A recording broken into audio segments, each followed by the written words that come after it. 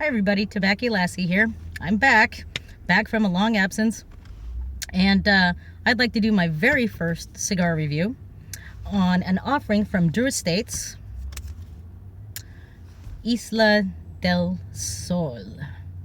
Now I'm into the last third here, but I wanted to smoke it before I even filmed the review, so that way I wouldn't do any stops and starts and stuff like that.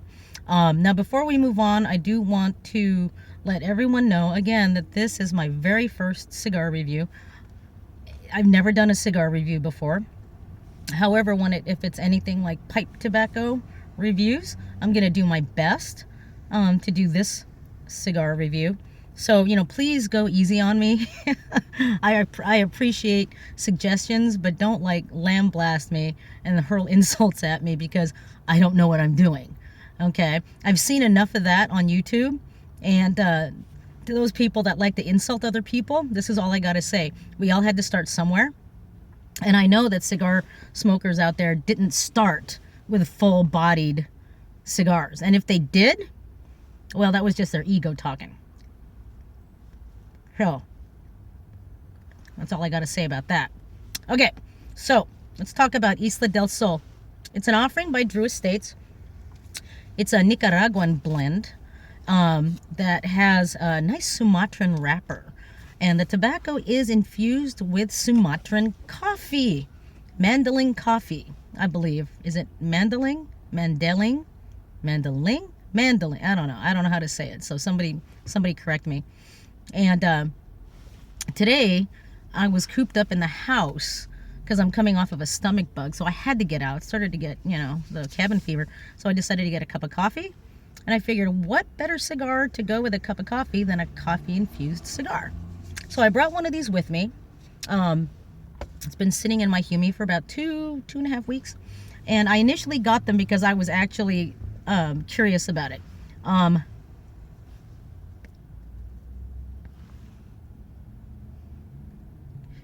It's tasty. Anyway, I was curious about it because I saw a couple of reviews. One guy totally dug the cigar. He totally liked it. Another guy totally hated it.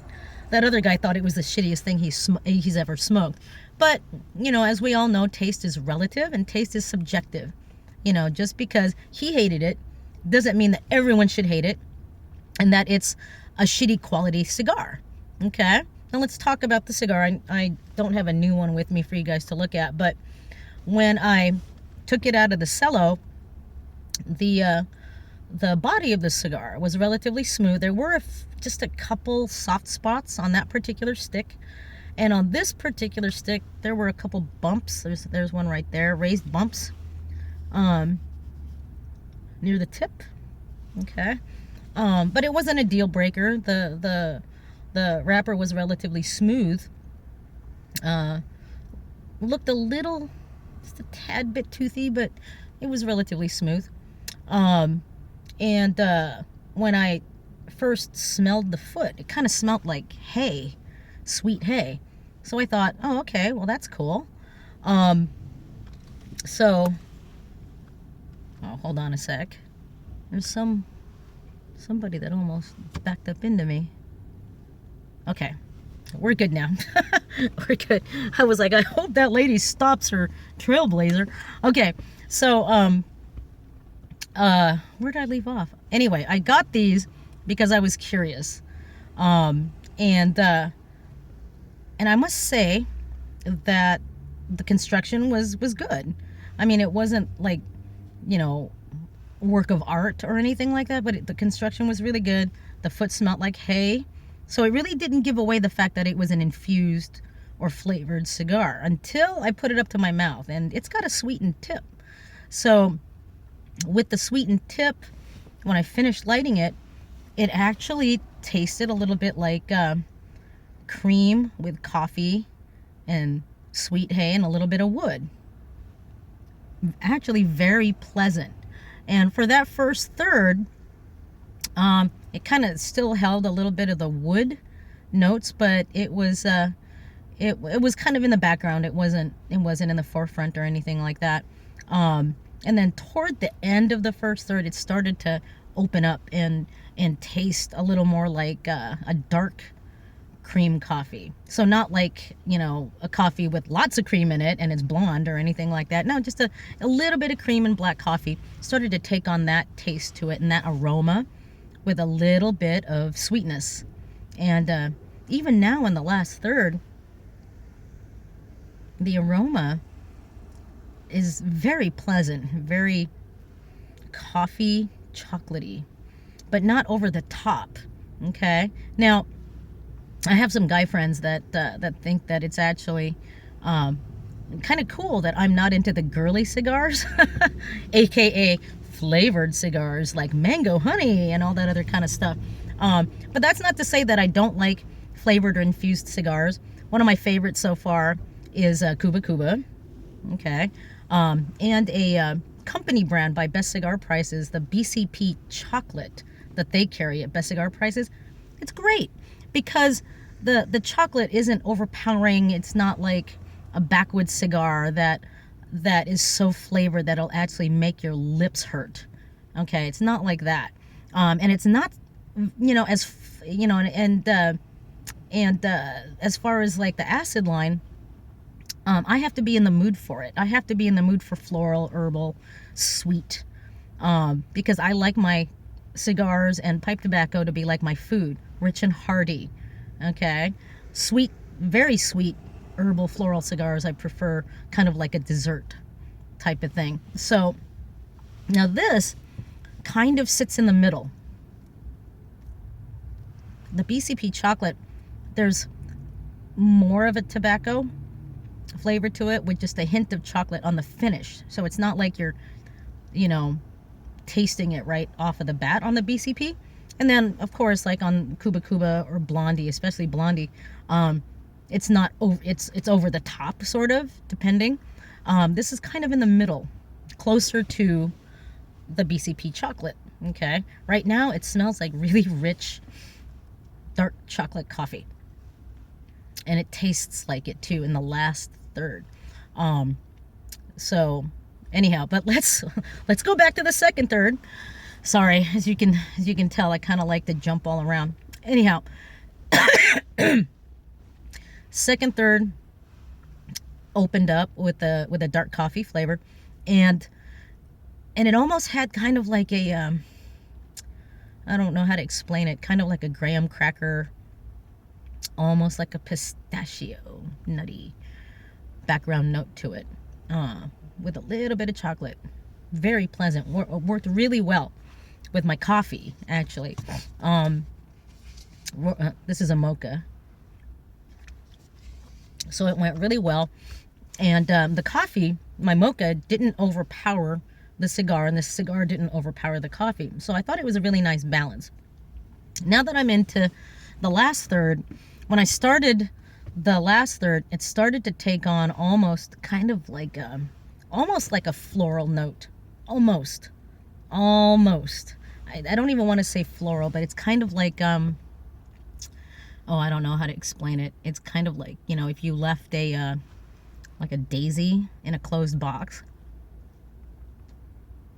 or something like that, or, you know, if you left a bouquet in a closed box for an hour and lifted the lid and there's just a little bit of scent, it was kind of like that, but it's in the background. It was in the way background. In the forefront, though, there was a lot of the cream and coffee sweetness, and but a little richer, a little bolder, because, you know, we're in the last part. Now, normally, lately, when I get to the last part, right about here, this is when I quit, because if it starts to get bitter and starts to taste like filter, I gotta let it go. But so far, it's tasting really rich. So whatever the combination of tobaccos that Drew Estate is using for this, it's working really well with the with how it burns down at the last third, where some people would actually get rid of it. I might actually nub this guy.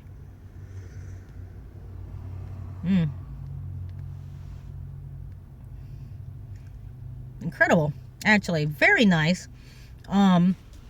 Would I buy a box of these? Yes, I would. Would it be my go-to everyday smoke? No, it wouldn't.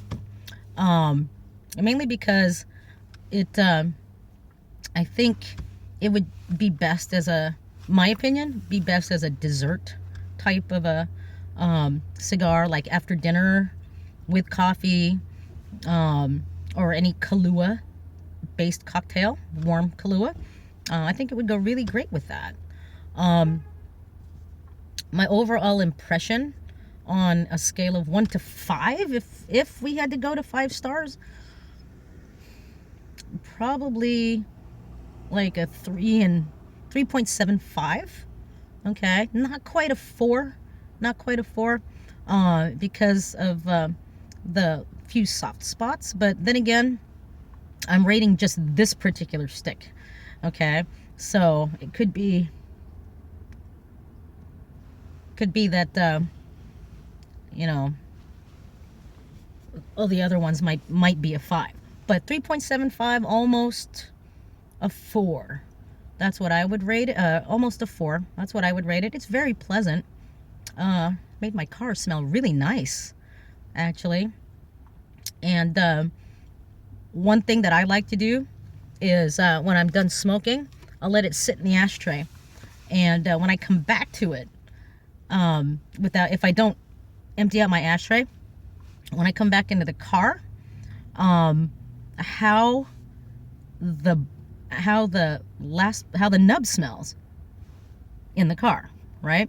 If it smells like shit, then it's, like I said, it's not a deal breaker for me. But if it smells like shit, then I kind of have to put that into my overall impression, because I've had some cigars that smelled absolutely wonderful with the nub laying in the ashtray, where I almost want to like pick up the remnants of the nub and just start smoking it again. But anyhow, that's my impression of Isla Del Sol. You know, either you're gonna love it or you're gonna hate it, or you're gonna be kind of like on the fence about it. But I liked it. Would it be my everyday cigar? No. Would it be a go-to for like after a hearty dinner? Yes. Would I smoke it for special occasions and celebrations? No. It's a nice kickback, relaxed smoke. So anyway, those are my views on the Isla Del Sol. Thanks for talking. I'm glad to be back doing reviews on YouTube. I look forward to doing more pipe tobacco and snuff reviews as time goes on. So happy holidays, everyone, and we'll see you all next time.